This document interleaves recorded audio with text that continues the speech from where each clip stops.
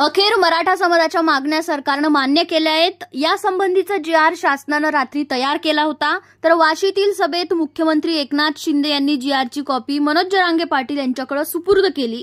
त्यानंतर मनोज जरांगे पाटील यांनी आंदोलन मागे घेत असल्याचं जाहीर केलंय।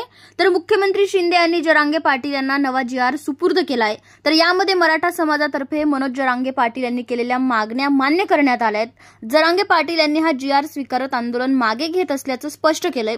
त्यामुळे अखेर 5 महिन्यानंतर मनोज जरांगे पाटील यांच्या लढ्याला यश आलंय। जरांगे पाटील यांना जी.आर. सुपूर्द करण्यासाठी मुख्यमंत्री शिंदे वाशीमध्ये आले होते। यावेळी भव्य सभेचं आयोजन करण्यात आलं होतं। तर सभेच्या पूर्वी मुख्यमंत्री शिंदे आणि जरांगे पाटील यांनी छत्रपती शिवाजी महाराज यांच्या पुतळ्याला पुष्पहार घालून अभिवादन केलं। यावेळी गिरीश महाजन आणि दीपक केसरकर हे मंत्री उपस्थित होते। तर सभेआधी मुख्यमंत्री शिंदे आणि मनोज जरांगे पाटील यांच्यावर जेसीबी मधून पुष्पवृष्टी देखील करण्यात आली।